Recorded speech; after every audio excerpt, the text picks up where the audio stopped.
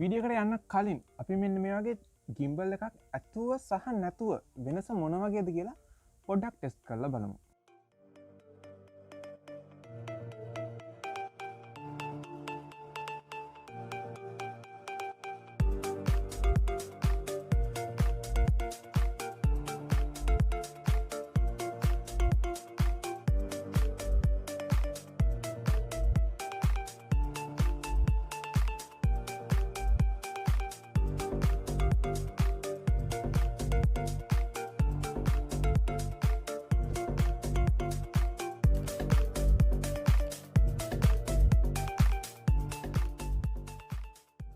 හරි ඉස්සලම් මම මේ ගිම්බල් එක ගන්න කලින් YouTube එකේ ගොඩක් වීඩියෝස් වල බැලුවා ගොඩක් විස්තර හොයලා බැලුවා. ඉතින් මේ වීඩියෝස් වල තිබ්බේ මේකේ හොඳ විතරයි. ඒ කියන්නේ මේකේ නෙගටිව් පොයින්ට් කිසිම දෙයක් කියලා තිබ්බේ නැහැ. ඉතින් මම මේක අරගෙනත් දැන් මාස 9ක් විතර වෙනවා.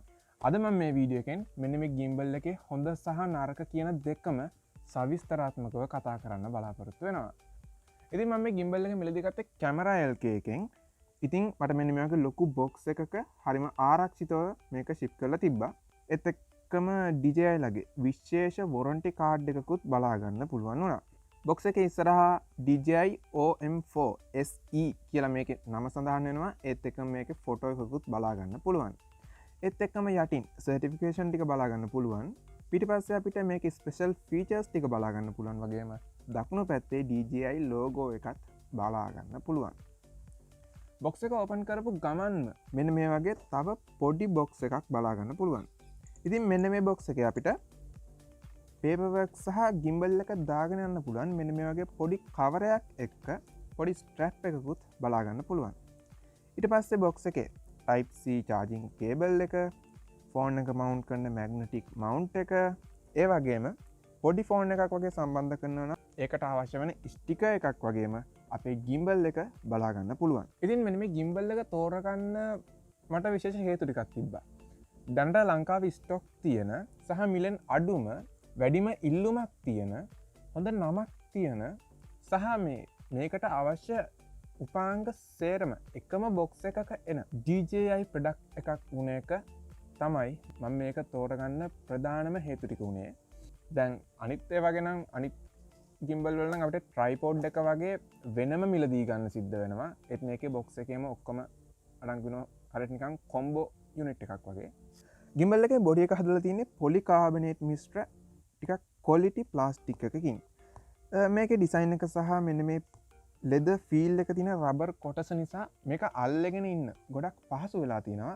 ඒත් එක්කම බටන්ස් ඇන්ඩ් පෝඩ් බලා ගන්න පුළුවන්. ඊට පස්සේ මෝටර්ස් තියෙන තැන් ටික සහ උඩින්ම ෆෝන් එක සෙට් වෙන මැග්නටික් කොටසත් බලා ගන්න පුළුවන්. බටන්ස් ඇන්ඩ් පෝඩ් ගැන බැලුවොත් අපිට උඩින්ම LED ඉන්ඩිකේටර් ටික බලා ගන්න පුළුවන්. මේකෙන් බැටරි ලෙවල් එක තමයි පෙන්වන්නේ.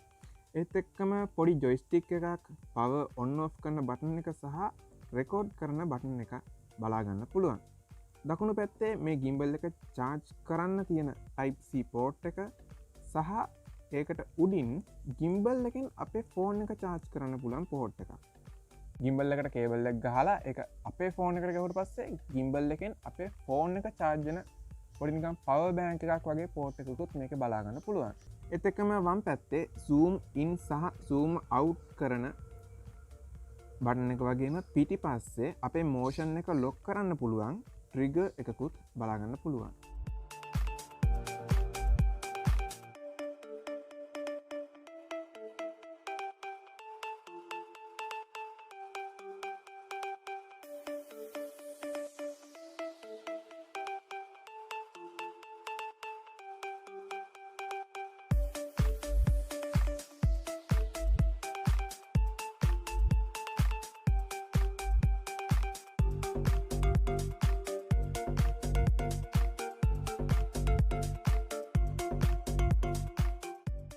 හරි අපි මේක ඔන් කරන්න කලින් අපේ ෆෝන් එක මේකට මවුන්ට් කරන් ඉන්න ඕන. මේක ෆෝන් එක සෙට් කරන්න නැතුව අපි ඔන් කරොත් මේකේ උඩට කිසිම බරක් එන්නේ නැහනේ. ඒක නිසා මේ මෝටර්ස් උපරිම වේගෙන් කරකැවෙන්න බලලා කැඩලා යන්න try කරනවා. ඉතින් අපේ ෆෝන් එක මේකට සම්බන්ධ කරන්න තියෙන්නේ මෙන්න මේ කොටස අරගෙන ෆෝන් එකේ බෑක් කවර් එක ගලවලා මෙන්න මේ පොඩි කැමරා සලකුණක් තියෙන්නේ. ඒක අපේ ෆෝන් එකේ කැමරාව පැත්තට හිටින්න තියලා මෙන්න මේ විදිහට පොඩ්ඩක් ඇදලා ෆෝන් එකට සම්බන්ධ කරගන්න පුළුවන්. ඊට පස්සේ අපේ ට්‍රයිපොඩ් එක අරගෙන මේ ගිම්බල් එකේ යටින් තියෙන සිදුරට දාලා කරකවලා සම්බන්ධ කරගන්න පුළුවන්. පොඩ්ඩක් සැලකිලිමත් වෙන්න ඕන මේ ට්‍රයිපොඩ් එකේ සහ ගිම්බල් එකේ පොඩි මාක් දෙකක් තියෙනවා. මෙන්න මේ මාක් දෙක එක කෙලින් එන විදිහට තමයි සම්බන්ධ කරගන්න ඕන. පේපර් වර්ක්ස් වල තිබ්බේ එහෙමයි.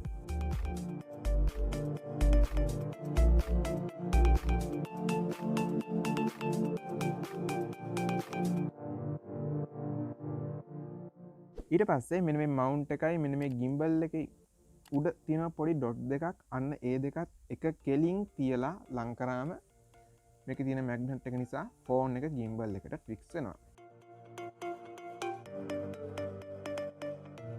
හරි මේ විදිහට ෆෝන් එක සෙට් කරගත්තට පස්සේ අපිට පුළුවන් මෙන්න මේ M සලකුණ තියෙන බටන් එක තප්පර දෙකක් වගේ ප්‍රෙස් කරන් හිටියම මේක ඔන් කරගන්න පුළුවන්. හරි මේකෙන් උපරිම වැඩක් ගන්න නම් අපිට මේකේ ඇප් එක ඩවුන්ලෝඩ් කරගන්න සිද්ධ වෙනවා. ඉතින් මේකේ තියෙන නෙගටිව් පොයින්ට් එක තමයි මට හම්බෙච්ච ලොකුම නෙගටිව් පොයින්ට් එක. මේ ඇප් එක වැඩ කරන්නේ සමහර ෆෝන් වලට විතරයි. මගේ ෆෝන් එක මේ ෆෝන් එකටත් ඇප් එක වැඩ කරන්නේ නැහැ. ඒත් අතරම වීඩියෝ එකේ ක්වොලිටි එකට කිසි බාධාවක් නැහැ. ගිම්බල් එකට ෆෝන් එක සෙට් කරන් දිව්වත් ඒ ස්මූත් ගතිය තියෙනවා. ඒත් ඊට වඩා වැඩි ස්මූත් එකක් ගන්න පුළුවන් අපිට ඇප් එක තිබ්බනම්. ඇප් එක නැති කට්ටියට ෆෝන් එකේ Bluetooth on කරලා ගිම්බල් එක on කරලා ගිම්බල් එක කනෙක්ට් කරගන්න පුළුවන් Bluetooth හරහා. මේ විදිහට කනෙක්ට් කරගත්තට පස්සේ zoom in zoom out කරන එක සහ රෙකෝඩ් කරන වැඩේ වගේ දේවල් කරගන්න පුළුවන්. ෆෝ වීඩියෝ එක අරන් දිව්වත් ඒක හෙලවෙන්නේ නැහැ ගිම්බල් එක නිසා. එහෙම ප්‍රශ්නයක් නැහැ වැඩක් කරගන්න පුළුවන්. හැබැයි මේකේ උපරිම performance ගන්න නම් අපිට ඇප් එක ගන්න සිද්ධ වෙනවා. මේ ගිම්බල් එකේ මම දැක්ක තව විශේෂතයක් තමයි අර TikTok සහ YouTube විදි තියෙන්නේ vertical සහ horizontal. මෙන්න මේ විදි දෙකටම මේකේ වීඩියෝ කරන්න පුළුවන්. ඉතින් මෙන්න මේ M බටන් එක තියෙන්නේ මේක දෙපාරක් ප්‍රෙස් කරොත් මෙන්න මේක මේ විදියට වෙනස් වෙනවා අපිට බලා ගන්න පුළුවන්. ඔයාලා ගිම්බල් එක ෆෝල්ඩ් කරලා නම් තියෙන්නේ අන්ෆෝල්ඩ් කරගන්න ඔන් කරන්න කලින් නැත්තම් මොටර් ටික පිච්චෙන්න බලන්න. හරි බොක්ස් එකේ මෙන්න මේ තියෙන QR කෝඩ් එක ස්කෑන් කරාට පස්සේ ඇප් එක ඩවුන්ලෝඩ් කරගන්න DJI වෙබ් පේජ් එකට යන්න පුළුවන්. එහෙම ගියාට පස්සේ මෙන්න මේ ඇප් එක අපිට ඩවුන්ලෝඩ් කරගන්න පුළුවන්. ඩවුන්ලෝඩ් කරගෙන normal APK ෆයිල් එකක් විදිහට තමයි මේක ඩවුන්ලෝඩ් වෙන්නේ. normal APK ෆයිල් එකක් ඉන්ස්ටෝල් කරන විදිහට ඉන්ස්ටෝල් කරගන්න පුළුවන්.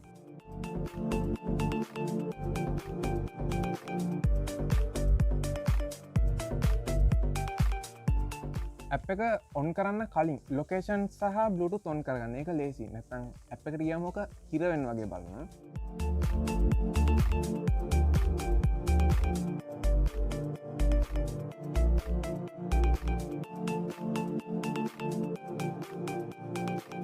මේ විදිහට ඇප් එක ඕපන් කරගත්තට පස්සේ ඇප් එකේ උඩින්ම තියෙනවා මෙන්න මේ විදිහට ඩිවයිස් කියලා තැනක්. මෙන්න මෙතන ටච් කරලා අපේ ගිම්බල් එක එහෙම නැත්නම් ඩිවයිස් එක ස්කෑන් වෙනකන් ටික වෙලාවක් ඉන්න ඕන.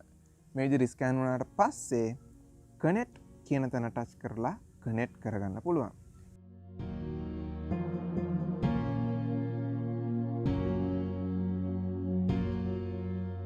එහෙම කනෙක්ට් කරගත්තට පස්සේ තමයි කැමරා ඇප් එක ඔන් වෙන්නේ. DJI කැමරා ඇප් එක. එහෙම නැතුව ඒක ඔන් වෙන්නේ නැහැ. ඇප් එක පිළිබඳව සම්පූර්ණ විස්තරයක් ඕන නම් කමෙන්ට් එකක් දාන්න. මේ වීඩියෝ එකෙන් කතා කරන්න බෑ. තරම ගොඩක් දිගයි. ඒ තරමට කතා කරන්න මේ ඇප් එකේ දේවල් තියෙනවා.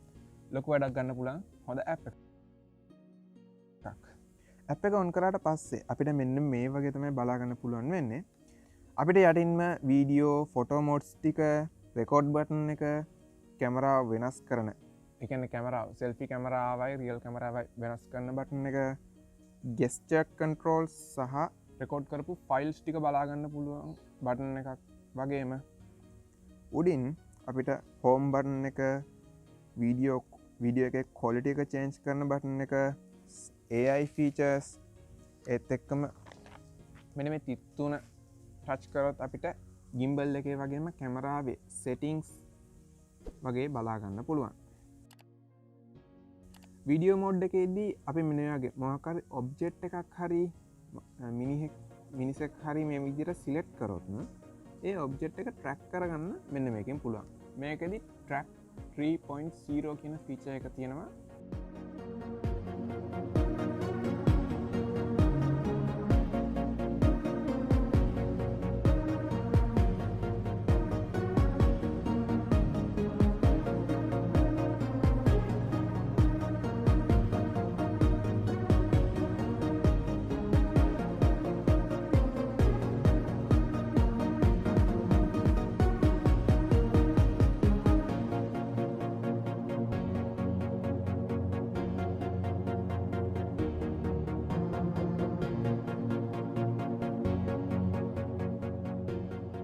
මම මේක දැක්ක තව විශේෂ ෆීචර් එකක් තමයි මෙන්න මේ පැනෝ මෝඩ් එක.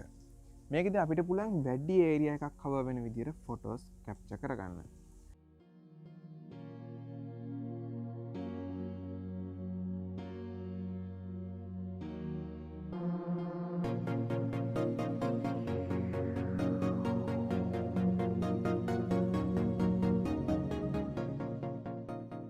මේකෙදි 3x3 සිලෙක්ට් කරලා ෆොටෝ එකක් ගැව්වොත් මෙන්න මේ විදියට අංශක 240 මොඩ් එක මෙන්න මේ විදියට සහ යටින්ම තවත් මෙන්න මේ වගේ මොඩ් එකක් තියෙනවා. ඒකෙදිත් අපිට මෙන්න මේ විදියට බලා ගන්න පුළුවන්. ඒත් එක්කම අපිට ස්ටෝරි මෝඩ් එකක් දීලා තියෙනවා. මේකෙදි අපිට ෆිල්ම් වල වගේ ලස්සන සිනමැටික් ෂොට්ස් ගන්න පුළුවන්. ඒකට අවශ්‍ය කරන ටියුටෝරියල්ස් වගේ සියලුම දේවල් එතන බලා ගන්න පුළුවන්. ඒත් එක්කම මම තව දැක්ක විශේෂ ෆීචර් එකක් තමයි මේකේ ටයිම් ලැප්ස්. අපිට මේකෙදි පුළුවන් යම් කිසි කාලයක් දීලා හිතන්න විනාඩි 5ක් කියලා විනාඩි 5 ඇතුළත අපේ ෆෝන් එක වම් පැත්තේ ඉඳලා දකුණු පැත්තට හිමින් කරකවෙන්න. එහෙම නැත්නම් දකුණු පැත්තේ ඉඳලා වම් පැත්තට. එහෙම නැත්නම් අපි සිලෙක්ට් කරපු පොයින්ට් 4ක් මෙන්න මේ විදියට කන්ට්‍රෝල් වෙන්න විදියට හදාගන්න පුළුවන්. ඇත්තටම මම මේක ගොඩක් හොයපු ෆීචර් එකක්. මේකේ තියෙන එක ගොඩක් වටිනවා. ඒත් එක්කම මේකට තියෙන්නේ 2450 මිලියම්පියර් බැටරි එකක්. මේකෙන් 10 වොට් charger එකකින් නම් පැය 2ක් 3ක් ඇතුළත ෆුල් charge කරගන්න පුළුවන්. එක ෆුල් charge එකකින් පැය 15ක් විතර එක දිගට වැඩ කරන්න පුළුවන්. gimbal එකෙන් ෆෝන් එක charge කරන ගමන් නම් කොච්චර වැඩ කරන්න පුළුවන්ද කියලා දන්නේ නැහැ. ෆෝන් එක charge කරන්නේ නැතුව පැය 15ක් විතර එක දිගට පුළුවන්. ඉතින් මම මේකෙදි දැක්ක අඩුපාඩුවක් වෙන්නේ සමහර ෆෝන් වලට විතරයි මේකේ ඇප් එක වැඩ කරන්නේ. ලොකු අඩුවක්. ඇප් එක නැහැ කියලා නැහැ, වැටි කරගන්න පුළුවන්. ඒ වුණාට උපරිම performance ගන්න අමාරුයි. ඒත් එක්කම මේක waterproof නැහැ, dust proof නැහැ. ඒත් එක්කම තිබ්බ විශේෂ ෆීචර් එකක් තමයි ෆෝන් එකේ බැටරි ලෝ නම් gimbal එකට ගහලා charge කරගන්න පුළුවන්. ඒත් එක්කම ඔය iPhone එකේ හීනි ෆෝන් තියෙනවා නම් ස්ටිකර් එකක් දීලා තියෙනවා. ස්ටිකර් එක අලවලා ගණකම් වැඩි කරලා fix කරගන්න පුළුවන්. ඕනම iPhone එකකට මේක ඇප් එක වැඩ. ඉතින් ඔයාලට මොන හරි ප්‍රශ්නයක් තියෙනවා නම් අනිවාර්යෙන් කමෙන්ට් එකක් දාලා ඒ ප්‍රශ්නේ निराකරණය කරගන්න. ඔයාලට මේ වීඩියෝ එක වැදගත් වුණා නම් තවත් මේ වගේ වීඩියෝස් බලන්න කැමති නම් මාව subscribe කරලා මාත් එක්ක එකතු වෙන්න කියන ගමන් like එකක් දාගෙන මට support එකක් දෙන්න. තවත් වීඩියෝ එකකින් හමු වෙමු. සුබ දවසක්.